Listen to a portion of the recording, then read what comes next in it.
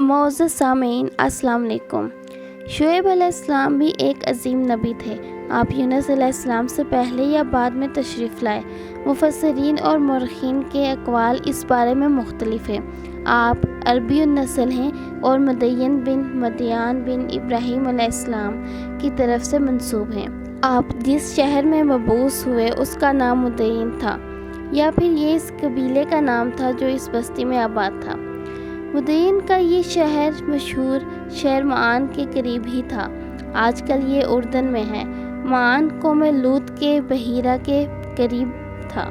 بحیرہ کی حقیقت یہ ہے کہ جب اللہ تعالیٰ نے جبرائیل علیہ السلام کو حکم دیا کہ لوط علیہ السلام کی قوم پر تباہی نازل کریں، اس بستی کو اوپر اٹھا کر اوندھا گرا دیں، انہوں نے اس بستی کو تہس نہس کر دیا تو اس بستی کو بحیرہ کہا جانے لگا۔ یعنی یہ بحیرہ بحر مردار کے قریب ہی واقع ہے۔ سیدنا شعیب علیہ السلام کی قوم ایک کافر اور تاجر قوم تھی۔ بتوں کی پوجا کرتی تھی اور ڈاکے ڈالتی تھی۔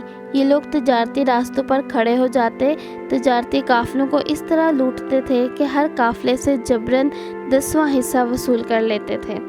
خود بھی ملاوٹ، ہیرا پھیری اور دھوکہ بازی کے ماہر تھے۔ تمام انبیاء کرام علیہ السلام کی ذمہ داری ہوتی ہے کہ لوگوں کو خالص اللہ تعالیٰ کی عبادت کی طرف بلائیں۔ اس کے ساتھ بھی یہ ان کی ذمہ داری ہوتی ہے کہ اہم معاشرتی، اقتصادی اور سیاسی امور کی بھی رہنمائی کریں۔ حقیقت یہ ہے کہ تمام انبیاء کرام کا طریقہ یہی تھا کہ جہاں کہیں بھی قوم میں ٹیڑھا پن دیکھتے، اس کی اصلاح فرمانے کی کوشش کرتے۔ عبادت اور عقیدے کی اصلاح کرنے کے ساتھ ساتھ دوسری خرابیوں کا بھی سامنا کرتے جو اس قوم میں پائی جاتی تھی۔ بے شک ایکا والے بھی بڑے ظالم تھے۔ اسی طرح سورۃ الشعراء میں باری تعالیٰ فرماتے ہیں، ایکا والوں نے بھی رسولوں کو جھٹلایا ہے۔ اس قوم نے تو صرف شعیب علیہ السلام کی تکذیب کی تھی، پھر اللہ تعالیٰ نے رسولوں کی تکذیب کیوں فرمایا؟ اس کا جواب یہ ہے کہ ایک رسول اور نبی کی تکذیب تمام انبیاء کی تکذیب ہے، کیونکہ سب انبیاء کرام کی دعوت ایک ہے، سب کا ایک ہی اعلان تھا، تم اللہ کی عبادت کرو اور اسی سے ڈرو اور میرا کہنا مانو۔ یہ تھی تمام انبیاء کرام کی دعوت۔ اللہ تعالیٰ نے فرمایا، ایکا والوں نے رسولوں کو جھٹلایا، باوجود اس کے کہ انہوں نے صرف ایک رسول کو جھٹلایا تھا۔ شعیب علیہ السلام نے قوم کو دعوت دینی شروع کی۔ اللہ تعالیٰ سورہ اعراف میں فرماتے ہیں، اور ہم نے مدین کی طرف ایک بھائی شعیب کو بھیجا۔ انہوں نے فرمایا، اے میری قوم، تم اللہ کی عبادت کرو، اس کے سوا تمہارا کوئی معبود نہیں۔ تمہارے پاس تمہارے پروردگار کی طرف سے واضح دلیل آ چکی ہے۔ سب کے سب انبیاء کرام معجزات کے ساتھ تشریف لائے ہیں۔ اگر معجزات نہ ہوتے تو لوگوں کو کیسے پہچان ہوتی کہ وہ حق پر ہیں؟ معجزے کی تاریخ میں علماء لکھتے ہیں، معجزہ اس کو کہتے ہیں جو انسانوں کی طاقت سے بالا ہو اور اس میں کسی آدمی کا عمل دخل نہ ہو، یعنی جس کو پیش کرنے سے انسان عاجز ہوں۔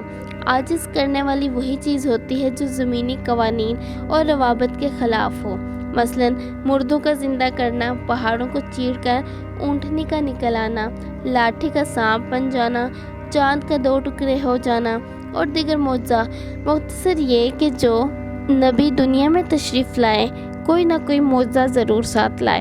اللہ تعالیٰ سورہ یوسف میں فرماتے ہیں، آپ سے پہلے ہم نے جتنے بھی رسول بھیجے ہیں سب مرد ہی تھے۔ شعیب علیہ السلام نے اپنے معجزے کے ذریعے اپنی قوم کو چیلنج کیا۔ اللہ تعالیٰ ان کی زبان سے سورۃ اعراف میں فرماتے ہیں، تمہارے پاس تمہارے رب کی طرف سے واضح دلیل آ چکی ہے۔ شعیب علیہ السلام ایسے واضح اور روشن امور ان کے سامنے پیش کرتے ہیں کہ جن پر عمل پیرا ہو کر وہ دنیا اور آخرت میں فلاح پا سکتے تھے۔ سورۃ الاعراف میں ہے، اور تم سڑکوں پر اس غرض سے نہ بیٹھا کرو کہ اللہ پر ایمان لانے والوں کو دھمکیاں دو اور اللہ کی راہ سے روکو اور اس میں گجی تلاش کرنے میں لگے رہو۔ اللہ تعالیٰ سورۃ الاعراف میں فرماتے ہیں، اور دیکھو کیسا انجام ہوا فساد کرنے والوں کا۔ لوط علیہ السلام کی قوم چونکہ ان کے قریب ہی تھی، اس لیے ان کے انجام سے ڈرایا جاتا تھا۔ قوم لوط کا واقعہ ان کے ہاں مشہور تھا۔ شعیب علیہ السلام کی دعوت کا تذکرہ سورہ ہود میں ہے کہ شعیب علیہ السلام نے اپنی قوم کو مخاطب کر کے فرمایا، میرا ارادہ تو اپنی طاقت پر اصلاح کرنے ہی کا ہے۔ جب شعیب علیہ السلام نے انہیں ان باتوں کی طرف دعوت دی تو انہوں نے کفر کیا، آپ کو جھٹلایا، بلکہ یوں کہنے لگے۔ انہوں نے جواب دیا کہ اے شعیب، کیا تیری نماز تجھے یہی حکم دیتی ہے کہ ہم اپنے باپ دادوں کے معبودوں کو چھوڑ دیں اور ہم اپنے مالوں میں جو کچھ چاہیں اس کا کرنا بھی چھوڑ دیں؟ سورہ ہود کے آخر میں ہے، تو بڑا ہی باوقار اور نیک چلن آدمی ہے۔ مطلب یہ کہ انہوں نے مذاق کے انداز میں ان سے کہا، تو بڑا عقل مند ہے، کیوں ناراض ہوتا ہے؟ سیدنا ابن عباس سے روایت ہے کہ وہ یہ بات ان سے مذاق کے انداز میں کہتے تھے، ان کی تعریف نہیں کرتے تھے۔ پھر شعیب علیہ السلام نے ان الفاظ میں سمجھایا، اے میری قوم، میرے خلاف ضد تمہارے لیے اس بات کا باعث نہ ہو جائے کہ تمہیں بھی ویسا ہی معاملہ پیش آ جائے جیسا قوم لوط یا قوم ہود یا قوم صالح کو پیش آ چکا ہے۔ اب آپ نے فرمایا، تم اپنے رب سے استغفار کرو اور اس کی طرف توجہ کرو، یقین مانو کہ میرا رب بڑی مہربانی والا اور بہت محبت کرنے والا ہے۔ جب وہ اپنی ضد پر اڑے رہے تو شعیب علیہ السلام نے یوں فرمایا، تو ذرا ٹھہر جاؤ یہاں تک کہ ہمارے درمیان اللہ فیصلہ کیے دیتا ہے اور وہ سب فیصلہ کرنے والوں سے بہتر ہے۔ قوم کے سردار تکبر کرتے ہوئے مزید کہنے لگے کہ اگر تو اپنی دعوت پر اڑا رہا تو ہم تجھے مدین سے نکال دیں گے۔ جواب میں شعیب علیہ السلام نے کہا، اگر عذاب سے بچنا ہے تو میری بات مان لو۔ انہوں نے نہ صرف آپ کی بات ماننے سے انکار کیا بلکہ ان کا مذاق بھی اڑانے لگے۔ شعیب علیہ السلام نے انہیں پھر سمجھایا تو وہ بولے، اے شعیب، تیری اکثر باتیں تو ہماری سمجھ ہی میں نہیں آتی اور ہم تو تجھے اپنے اندر بہت کمزور پاتے ہیں۔ اگر تیرے قبیلے کا خیال نہ ہوتا تو پھر تجھے ہم سنگسار کر دیتے اور ہم پر تمہارا دباؤ تو ہے ہی نہیں۔ اس پر آپ نے فرمایا، اے میری قوم کے لوگوں، کیا تمہارے نزدیک میرے قبیلے کے لوگ اللہ سے بھی زیادہ عزت والے ہیں؟ مطلب یہ کہ تم میری قوم میرے قبیلے سے تو ڈرتے ہو لیکن اللہ تعالیٰ کا تمہیں کچھ بھی ڈر نہیں۔ اس موقع پر انہوں نے اپنی قوم کو یوں خبردار کیا، اے میری قوم، اب تم اپنی جگہ عمل کیے جاؤ، میں بھی عمل کر رہا ہوں۔ بہت جلد تمہیں معلوم ہو جائے گا کہ کس کے پاس وہ عذاب آتا ہے جو اسے رسوا کر دے اور کون ہے جو جھوٹا ہے۔ تم بھی انتظار کرو، میں بھی تمہارے ساتھ انتظار کرتا ہوں۔ پھر آپ نے دعا فرمائی، اے اللہ، میرے اور میری قوم کے درمیان فیصلہ کر دے۔ ادھر قوم کے لوگ انہیں بستی سے نکالنے اور سنگسار کرنے کی دھمکیاں دینے لگے۔ آپ کی دعا کے الفاظ سورۃ الاعراف میں آئے ہیں، اے ہمارے پروردگار، ہمارے اور ہماری قوم کے درمیان حق کے موافق فیصلہ کر دے اور تو سب سے اچھا فیصلہ کرنے والا ہے۔ آخرکار فیصلے کی گھڑی آ پہنچی۔ اللہ تعالیٰ نے سیدنا شعیب علیہ السلام اور ان پر ایمان لانے والوں کو نجات فرمائی اور ان کی قوم پر عجیب و غریب عذاب نازل ہونا شروع ہوا، اور عذاب صرف ایک ہی قسم کا نہیں تھا، کئی نوعیتوں اور شکلوں میں آیا۔ اللہ سبحانہ و تعالیٰ ہمیں اپنے قدرت کی نشانیاں دکھاتے ہیں کہ قوم عاد کس طرح تند و تیز ہوا سے تباہ کی گئی، جبکہ شعیب علیہ السلام کی قوم کو اس کے بالکل برعکس عذاب دیا گیا۔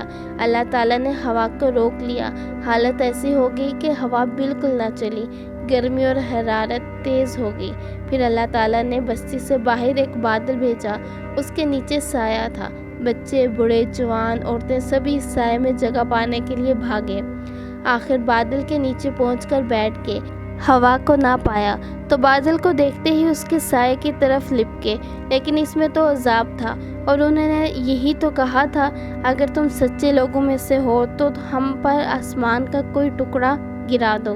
پس اللہ تعالیٰ نے آسمان سے ایسا ہی عذاب بھیج دیا۔ سورہ اعراف میں فرماتے ہیں، پس انہیں زلزلے نے آ پکڑا، سو وہ اوندے کے اوندے پڑے رہ گئے۔ اللہ تعالیٰ مزید فرماتے ہیں، سورہ اعراف میں ارشاد باری ہے، اس وقت شعیب ان سے منہ موڑ کر چلے اور فرمانے لگے، اے میری قوم، میں نے تمہیں اپنے پروردگار کے احکام پہنچا دیے اور میں نے تمہاری رہنمائی کی، پھر میں ان کافر لوگوں پر کیوں رنج کروں؟ اس کے بعد وہ دوبارہ مدین کی طرف لوٹ آئے، کیونکہ مدین شہر تو باقی رہ گیا تھا، صرف اہل مدین ہی تباہ ہو گئے۔ بعد میں لوگ آہستہ آہستہ مدین میں آ کر آباد ہونے لگے۔ مدین شہر پھر سے آباد ہو گیا، اس کی رونقیں لوٹ آئیں۔ اب مدین کے اکثر باشندے مسلمان تھے۔